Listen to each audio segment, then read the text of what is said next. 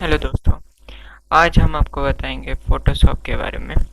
Photoshop एक ऐसा software है जो हर इंडस्ट्री में, चाहे बॉलीवुड हो, हॉलीवुड हो या किसी भी इंडस्ट्री में, फोटोग्राफी, कहीं पे भी फ़ोटो एडिटिंग के लिए यूज़ होता है। फ़ोटो क्रिएटिंग के लिए ये फ़ोटोशॉप नहीं यूज़ होता। हाँ, थोड़ा मोड़ा हम फ़ोटो क्रिएटिंग कर सकते हैं या इमेजेस क्रिएटिंग कर सकते हैं, बट फ़ोटो क्रिएटिंग नहीं होता। इसमें सिर्फ फ़ोटो एडिटिंग होता है या इमेजेस एडिटिंग होता है। वो किस तरीके से होता है हम आपको आज इस वीडियो में बताएंगे। वीडियो में हम आपको स्टेप बाय स्टेप फ़ोटोशॉप के बारे में बताएंगे, जिससे आप फ़ोटोशॉप के मास्टर हो जाएंगे पूरी तरह से। तो आज हम स्टार्ट करेंगे सिर्फ फाइल से लेकर, न्यू से लेकर, आज हम आपको सिर्फ प्लेस तक बताएंगे। पहले हम आते हैं न्यू पे। न्यू पे यहाँ पे नेम लिखा है, इस पर हम कुछ भी नाम डाल सकते हैं। फिर उसके बाद आता है प्रीसेट। प्रीसेट में यहाँ पे ढेर सारे ऑप्शन आपको दिख रहे होंगे। ये अलग अलग टाइप के हैं। इसमें हम जो भी क्लिक कर देंगे वो अपने हिसाब से साइज ले लेता है, क्योंकि यहाँ पे प्रीसेट में हम उसको सेट करके रखे रहते हैं। ये आता है, जैसे हमने यूएस पेपर पे क्लिक किया था, यहाँ लेटर, लीगल, टैब्लॉइड, ये अलग अलग फॉर्मेट होते हैं और अलग अलग उसके साइज होते हैं। ठीक है, हम अब इसको कस्टम पे करते हैं।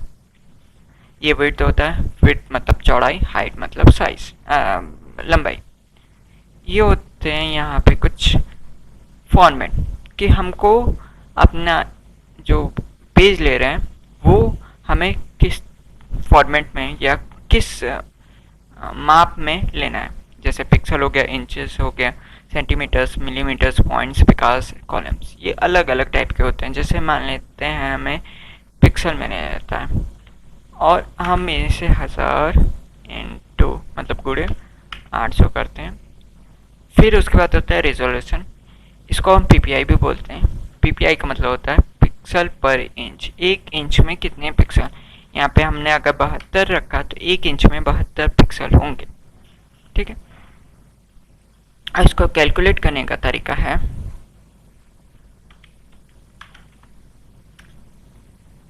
पहले हम 1000 लेंगे, फिर उसको गुणे करेंगे, फिर उसको 800 करेंगे, फिर उनको गुणे करेंगे 72 से। फिर जो हमारा आउटपुट निकलेगा वो हमारे इमेज का पिक्सल होगा। फिर उसके बाद आरजीबी, यहाँ पे देखेंगे पिक्सल पर इंच और पिक्सल पर सेंटीमीटर, ये दो फॉर्मेट होते हैं। इंच में आप नापना चाहते हैं कि सेंटीमीटर में।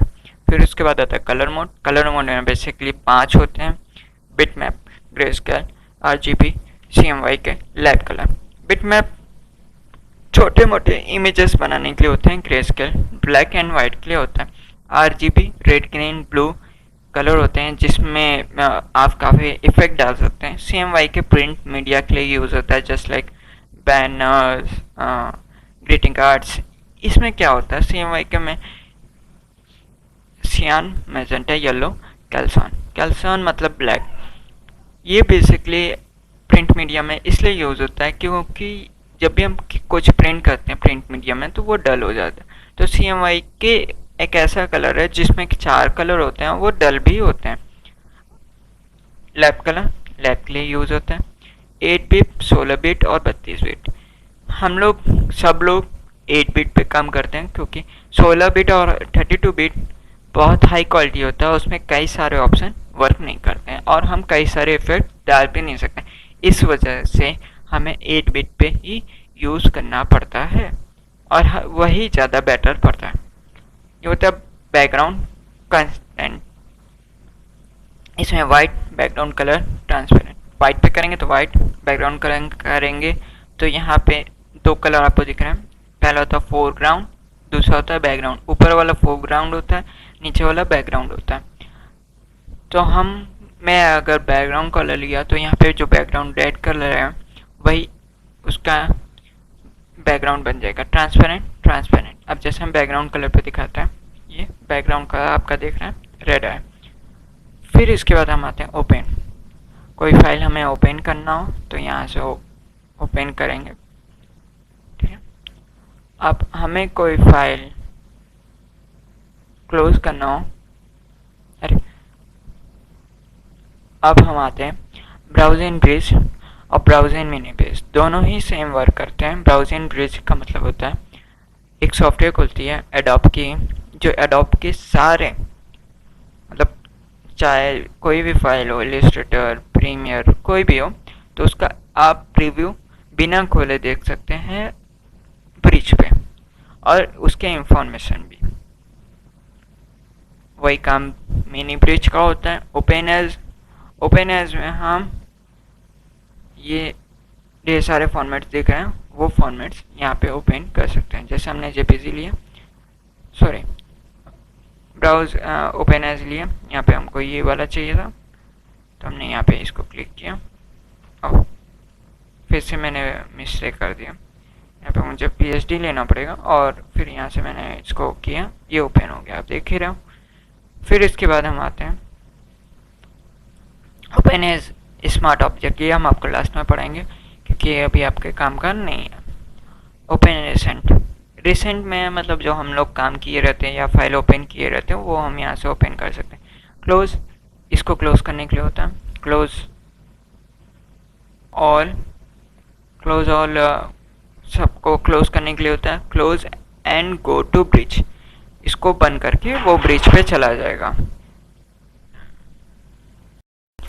फिर उसके बाद आता है सेव में हम फाइल को सेव करते हैं, सेव एज। इसी फाइल को हम दूसरे नाम से सेव करना चाहते हैं तो के लिए हम सेव ही एज यूज़ करते हैं। चेक इन इसमें कोई ख़ास काम नहीं है इसलिए हम इसको नहीं बताएंगे।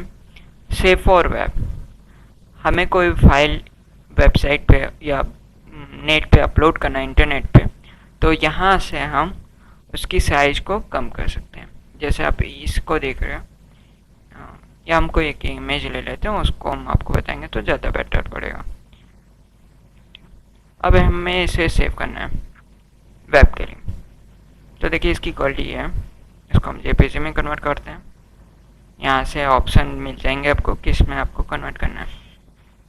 फिर यहाँ से आपकी क्वालिटी है, इसको आप बढ़ा सकते हैं तो साइज़ भी बढ़ेगा। देखें यहाँ पे आपको साइज़ दिख रहा है, तो साइज़ हमको कम करना, हमको क्वालिटी भी कम करना पड़ेगा। यहाँ पे आप देख रहे हैं साइज़ मैंने क्वालिटी मैंने 0 कर दिया और साइज़ 14 KB। इसका एक बड़ा उदाहरण ये मतलब बड़ा मतलब ये है कि वेबसाइट पे जो भी इमेजेस होते हैं वो छोटे होते हैं, दिखते हैं छोटे हैं, तो इस वजह से हमें उसे बहुत बढ़िया क्वालिटी में नहीं करने की ज़रूरत पड़ती है।